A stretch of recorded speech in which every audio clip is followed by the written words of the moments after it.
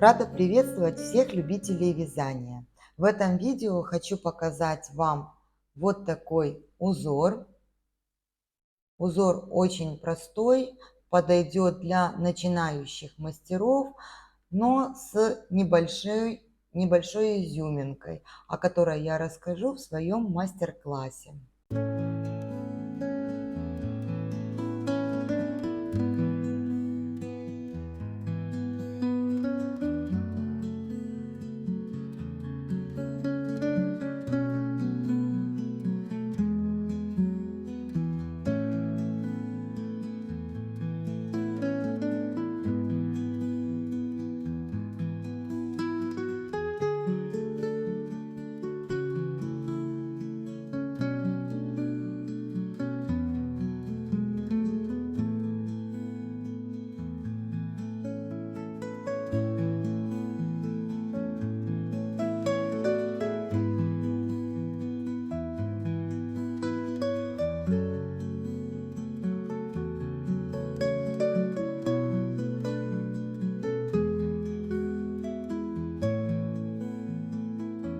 Идею я почерпнула из вот этой модели.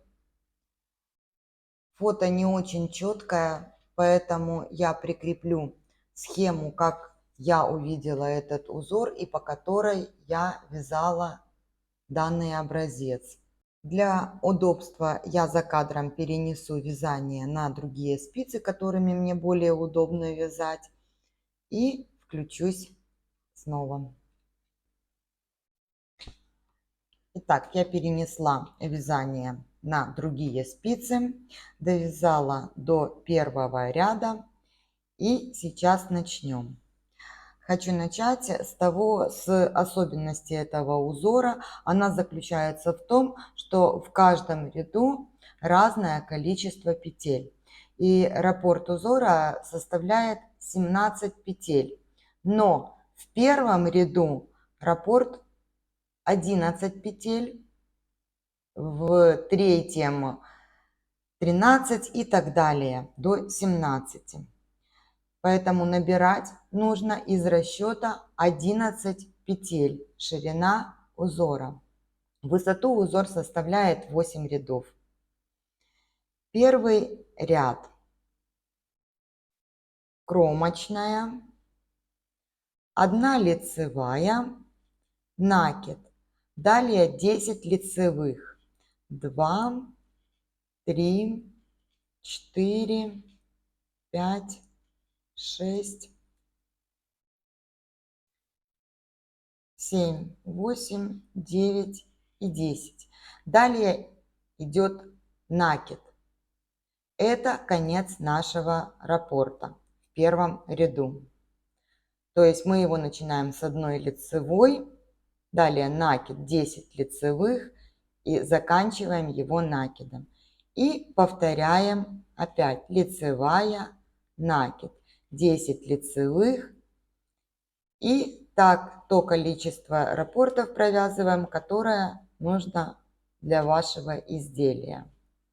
В изнаночном ряду все изнаночные ряды, четные ряды, провязываются изнаночными петельками.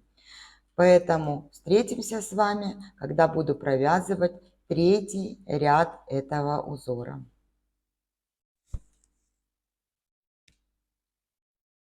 Я провязала второй ряд изнаночными петельками. Количество петель увеличилось на 2 в каждом раппорте. В следующем ряду количество петель продолжает увеличиваться. Как мы его вяжем? Кромочная, 2 лицевые, накид, 10 лицевых, 2, 3, 4, 5, 6, 7, 8, 9, 10. Далее накид и лицевая.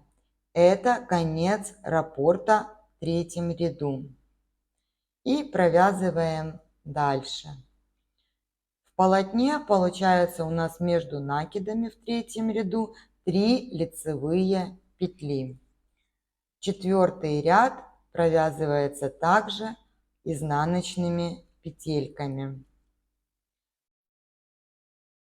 Я довяжу 3-й, 4-й ряд и вернусь, когда буду провязывать 5-й. 5-й ряд провязывается по тому же принципу, что вязали 1-й и 3-й ряд, продолжая увеличивать количество петель. И создается вот этот треугольничек.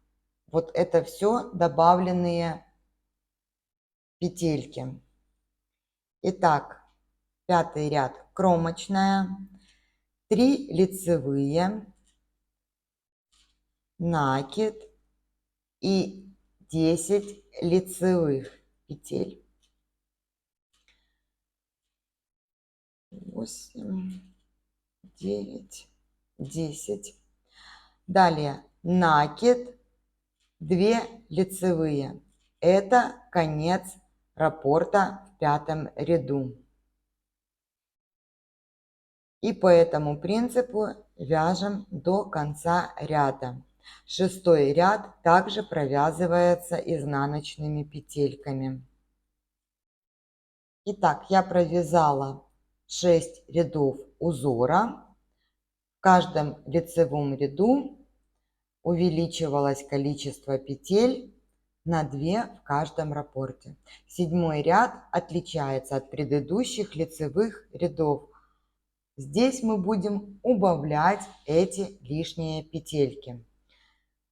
Как он вяжется? Кромочная, 3 лицевых. Далее нужно провязать 6 раз по 2 вместе изнаночной петлей. Вот этот 7-й ряд, как он выглядит. Как я это делаю? Я подхватываю 2-ю петлю, потом 1-ю петлю за работой. Вот таким образом. И провязываю 2 петельки вместе изнаночной. Нить перед работой, как при вязании изнаночной петли, подхватываю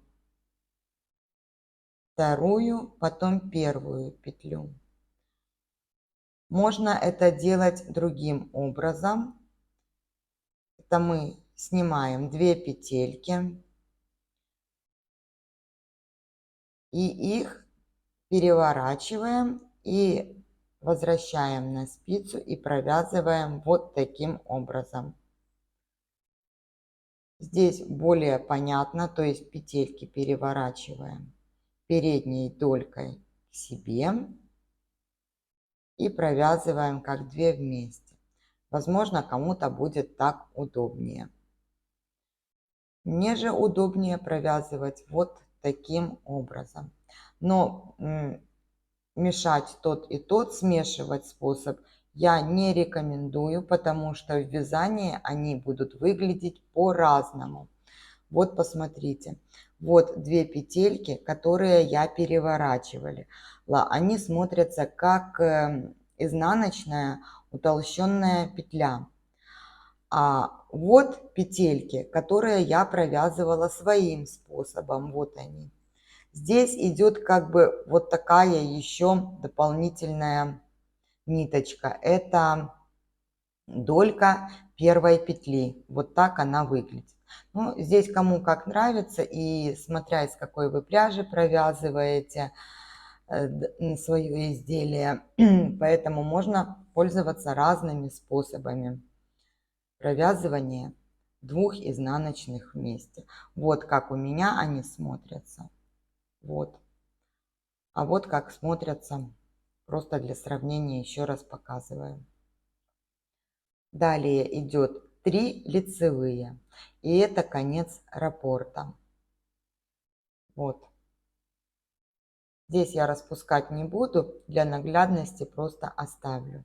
Сейчас я провяжу один раппорт одним способом, 2 вместе, 2-й раппорт другим способом для сравнения. Итак, провязываю 3 лицевые и далее начну вот таким способом провязывать. Просто, как по мне, он вяжется дольше и смотрится немножечко попроще. Но опять-таки, все это зависит от пряжи, из которой вы вяжете. У меня хлопок с кашемиром. Здесь 15% кашемира, 85% хлопка. Возможно, из стопроцентного хлопка будет смотреться интереснее вот именно вот этот способ провязывания двух петелек. Так, вот я провязала их. И вот здесь наглядно видно, как они отличаются в вязании. Здесь более плоско, но широко. Здесь более объемно, но как бы вид одной петли. Выбор за вами. Поделитесь, кому какой способ больше понравился. А я следующий раппорт провяжу своим обычным способом, которым вязала образец и которым планирую вязать свое изделие. 5, теперь 2 вместе. Сейчас вместе с вами я провяжу 8 ряд, покажу, как он вяжется, и одновременно будет лучше видно, как в узоре смотрятся вот эти петельки. Кромочная. 8 ряд также, как и предыдущие, вяжется изнаночными петельками. Те 2 вместе изнаночные, которые у нас были, они также провязываются в изнаночном ряду изнаночной петлей. Вот таким образом. Далее 5 изнаночных. Те, которые были 2 вместе, другим способом провязаны, также вяжу изнаночными петельками. И так вяжу до конца ряда. Вот здесь отчетливо видна разница этих петелек. Вот, смотрите. То, что я раньше говорила, здесь более широко, здесь не так широко это выглядит, но более объемно. Вот такое, это более плоское вязание. Вот такой простой узор. Спасибо, что провели это время со мной. Всем легких петелек. До встречи на канале.